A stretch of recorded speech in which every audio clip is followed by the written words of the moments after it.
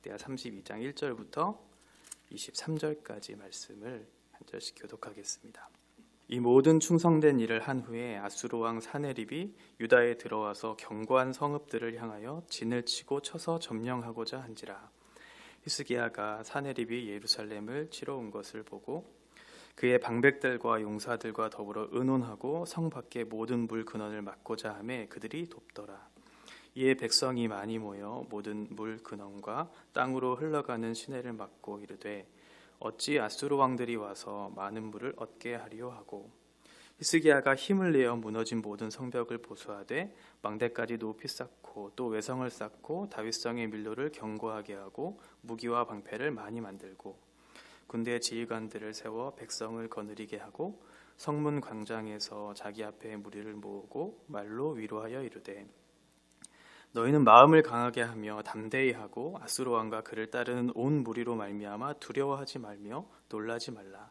우리와 함께하시는 이가 그와 함께하는 자보다 크니 그와 함께하는 자는 육신의 팔이요 우리와 함께하시는 이는 우리의 하나님 여호와시라.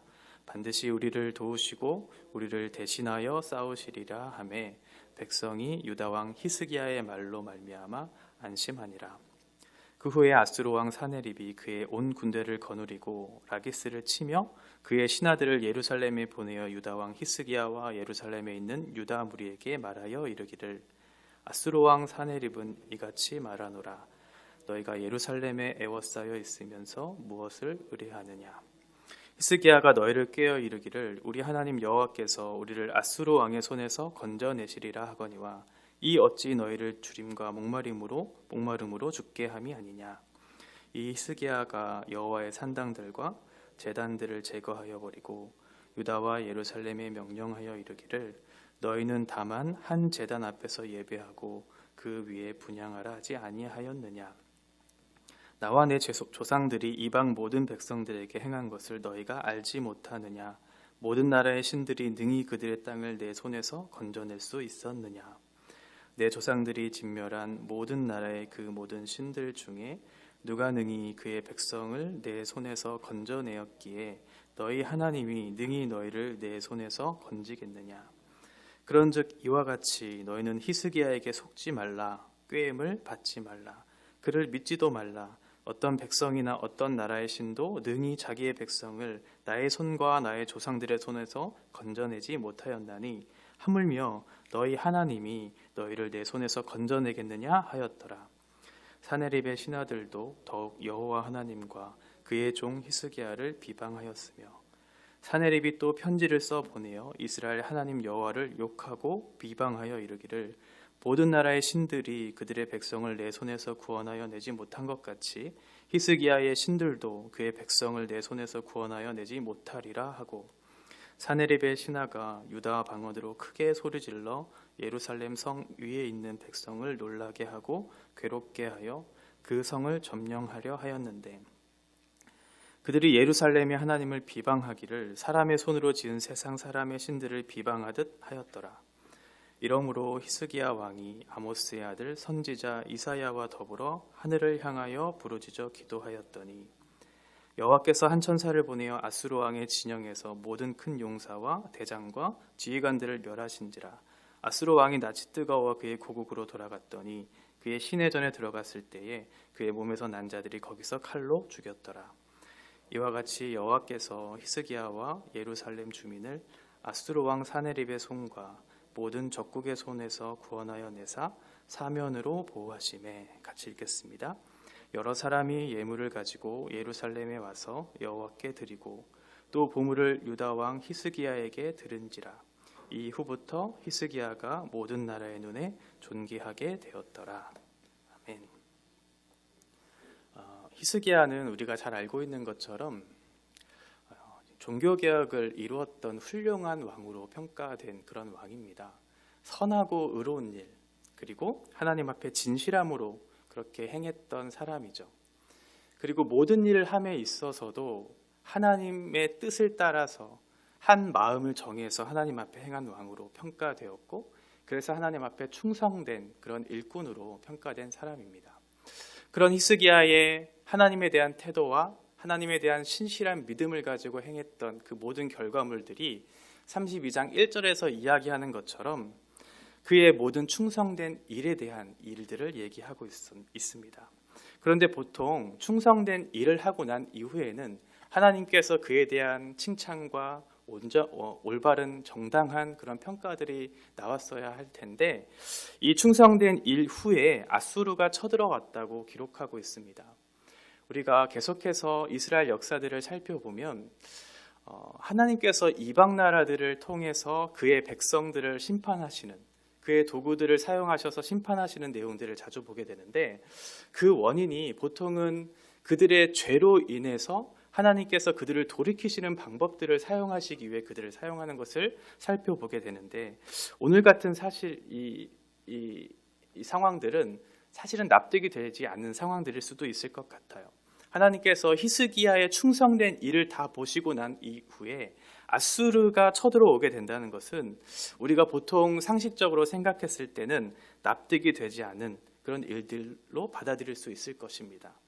왜 이런 충성스러운 일을 마친 후에 이런 시련을 주셨을까라는 그런 질문들이 나올 수 있겠죠. 우리가 일반적으로 생각하는 우리의 바람들은 정당한 원인이 있으면 정당한 결과가 바르게 따라올 것이다 라고 하는 일반적이고 또 이상적인 그런 생각들을 우리가 갖게 되는데 지금 상황은 그것과는 맞지 않아요. 하나님을 의지하는 사람들, 하나님을 신실하게 그리고 충성되이 살아가는 그 사람들에게도 시련과 고통이 찾아올 수 있는가라는 그런 질문이 우리에게 생각할 수가 있죠. 예수님 당시의 사도들의 모습을 한번 생각해 보시면 그 답이 금방 나오실 것 같습니다.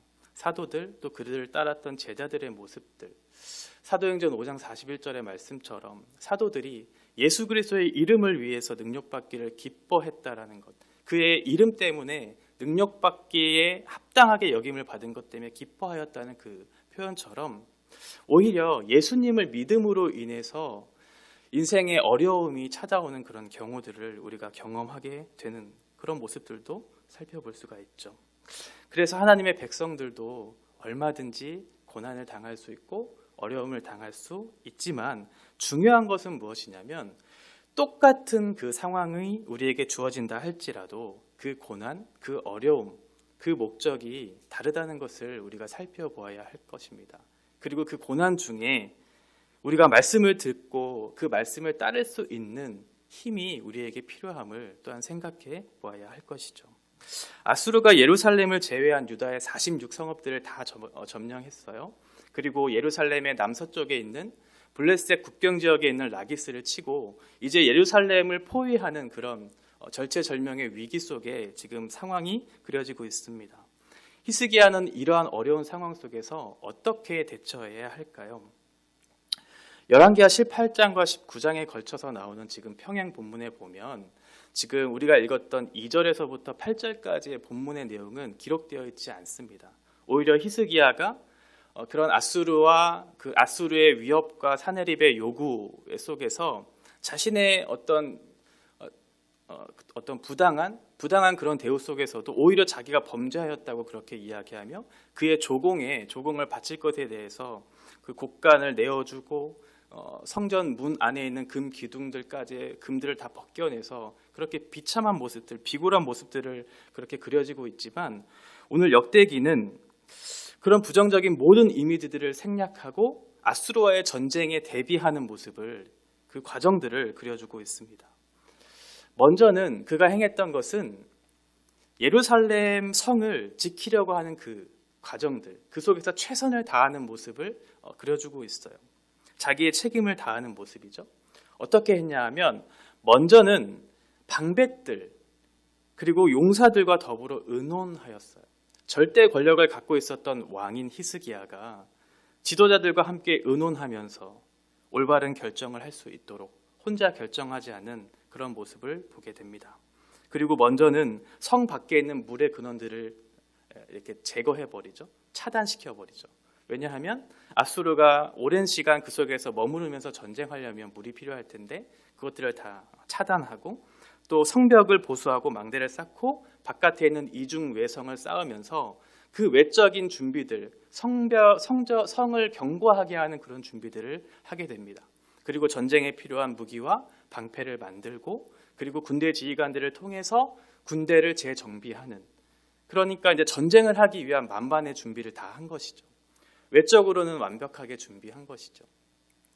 히스기야가 그럼 왜 이런 전쟁에 그런 위협 속에서 그 모든 과정들을 책임 있게 그렇게 했는가? 히스기야의 그런 믿음은 7절과 8절에 보시면 사실 이 전쟁을 행하시고 도우시고 싸우시는 분은 우리 여호와 하나님이다라고 하는 그런 고백들이 나와요. 그러니까 히스기야에게 있어서 이 전쟁의 성패는 하나님께 달려있다라는 사실을 굳건하게 믿고 있었던 사람이죠. 그런데도 불구하고 그런 전쟁의 만반의 준비를 했다는 것은 어떤 인간적인 노력, 자신의 어떤 노력들로 인해서 이 전쟁을 내가 할 것이다라고 하는 그런 의미로서 이렇게 최선을 다한 것이 아니다라고 하는 것이에요. 그는 신실한 하나님에 대한 믿음이 있었고 하나님께서 그 전쟁을 반드시 도우시고 싸우실 것에 대한 신뢰가 있었지만, 그렇다고 해서 자기가 해야 할 그런 책임들을 넉놓고 아무것도 행하지 않는 그런 불성실한 모습을 보이지 않았다는 것이죠. 하나님께서 대신 싸워주시겠지라고 하면서 그렇게 하지 않았다는 거예요. 우리는 삶을 살다 보면 실수와 실패를 겪을 때가 있습니다. 그런데 가만히 생각해 보면 우리가 하는 실수와 실패를 두려워해서는 안 된다라는 생각을 하게 됩니다. 왜냐하면 오히려 실수가 없고 실패가 없는 것을 두려워해야 한다라는 생각이 있는 것이죠. 왜 그럴까요? 아무런 몸부림이 없어요.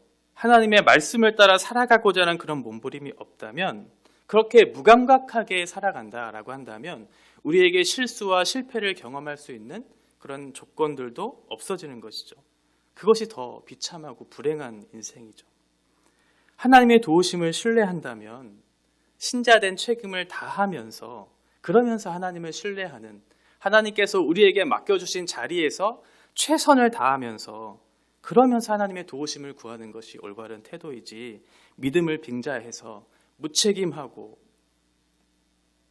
방관하며 게으름을 피우는 것은 하나님의 도우심을 신뢰하는 태도가 아니다. 히스기야는 그러한 태도를 취하지 않았고 하나님에 대한 신뢰를 바탕으로 해서 자신에게 주어진 책임을 다하는 그런 태도를 취하게 됩니다.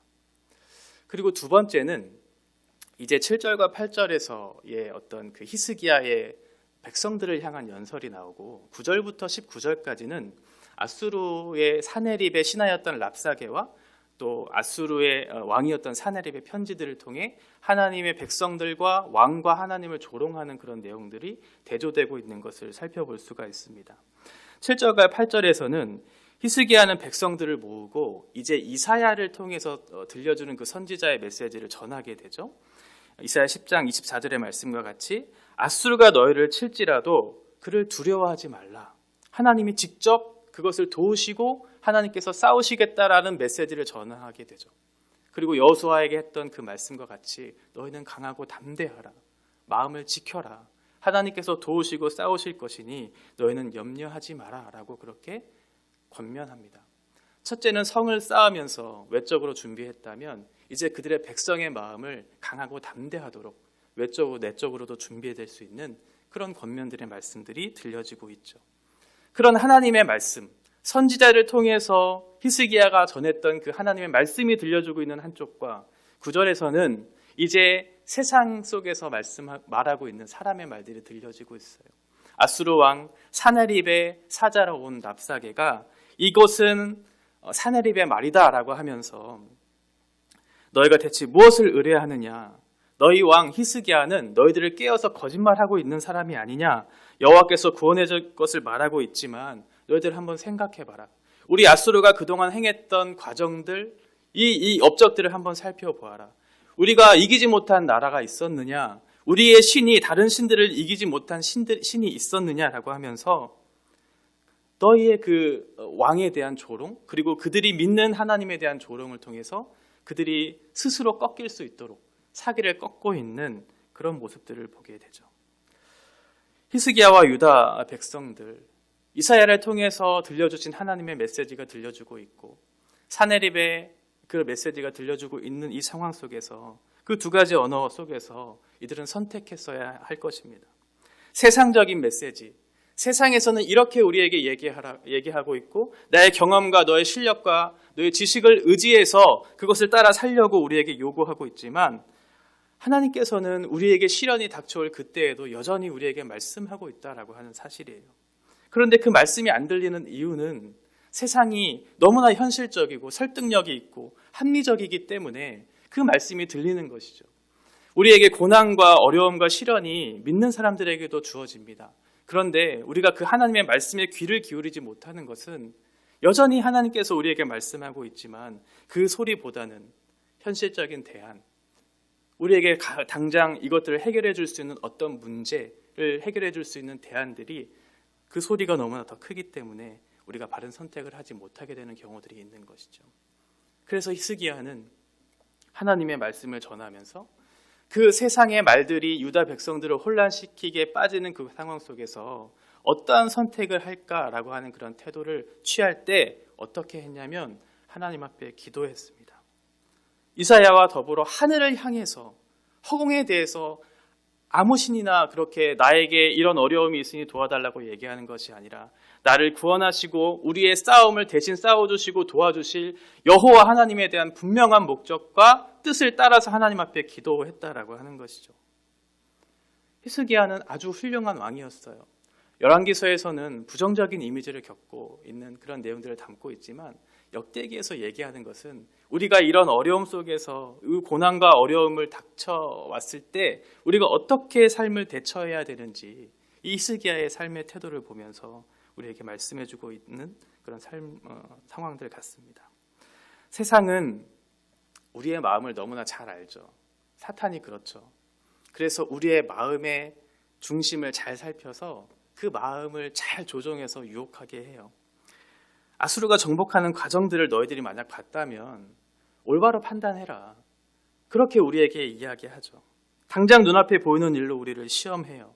현실성 없는 것, 그거 의지하지 말라. 당장 눈앞에 보이는 설득력 있고 합리적인 그 문제, 그것이 너희에게 도움을 주는 것이다 라고 하는 것. 그래서 아수르를 의지하라라고 하는, 세상을 의지하라라고 하는 회유 섞인 그런 현실적 대안들을 마련하면서 우리에게 유혹하고 있는 것이죠. 그런데 그 결과들을 한번 살펴보세요. 아수르의 사내립은 매우 당당했어요. 그리고 그는 확신했죠. 반드시 이 전쟁에 승리할 것을 확신했어요. 그런데 그의 최후의 삶의 모습을 보면 하나님께서 그 한 천사를 보내 일시에 18만 5천 명의 그 대군을 무찌르는 그 현실을 보면서 그토록 당당했던, 자만했던 그 모습들이 일시에 무너지면서 쫓기듯 자기의 나라로 돌아가게 되죠. 그리고 자신의 아들들에게 비참한 살해를 당하는 그런 결과를 맞이하게 됩니다. 반면에 하나님을 신뢰했던, 하나님께서 대신 싸워주시겠다라고 하는 그런 믿음을 가지고 침묵하며 하나님의 뜻을 구했던 유다 백성들은 하나님의 구원을 받았고 히스기야는 모든 나라에 존귀케 되는 그런 영광을 거두게 되었습니다. 그리스도인이건 그리스도인이 아니건 모든 사람에게는 시련과 고난과 어려움이 닥칠 수 있습니다. 믿음이 있기 때문에 그 시련이 우리를 통과하고 비껴가는 것은 아니죠. 똑같은 상황이라도 고난과 시련과 그 목적이 다르다는 것을 우리는 기억해야 합니다. 이 일에 대한 우리의 반응, 하나님을 신뢰하기 때문에 아무것도 안 하는 것이 아니라 책임을 다하고 우리에게 주어진 그 자리 속에서 신자된 모습으로 최선을 다하는 것, 그리고 하나님께서 들려주시는 그 말씀에 귀를 기울이는 것, 그리고 세상적인 그 말 속에서 하나님의 말을 믿고 따를 수 있도록 하나님 앞에 도움을 구하는 간절한 기도로 주님 앞에 나아갈 때 하나님께서는 우리를 존귀케 할 것이고 하나님께서 그 믿음의 길들을 걸어갈 수 있도록 우리를 붙들어 주실 것입니다. 합리적이고 설득력 있는 그런 말로써 당장의 문제를 해결하려고 하는, 그래서 불안감이 우리를 유혹하려고 하는 그런 상황들이 너무나 많을 것입니다. 그런데 히스기야도 사실은 그런 실수들을 했었죠. 죽을 것 같은 위기 속에서 그가 위협하고 조공을 바치라고 하니까 조공을 바쳤고 또 하나님을 의지하고자 했지만 현실은 그렇지 않아서 애굽을 한 번 더 의지해 볼까라고 하는 그런 세상적인 마음도 들었지만 결국 그는 하나님 앞에 올바른 판단과 결단을 함으로 하나님의 뜻을 이루어 드리는 그런 올바른 태도를 살게 되었습니다. 우리도 똑같은 상황들인 것 같아요. 우리의 마음을 유혹할 때, 또 세상이 주는 어려움이 우리에게 닥쳐올 때 우리는 어떻게 반응할 것인가? 앞이 보이지 않을 때 한 걸음 내디르면 하나님께서 또 다른 발걸음을 내딛게 하시는 것 같아요. 그러나 그 첫 걸음이 너무 어려운 거죠.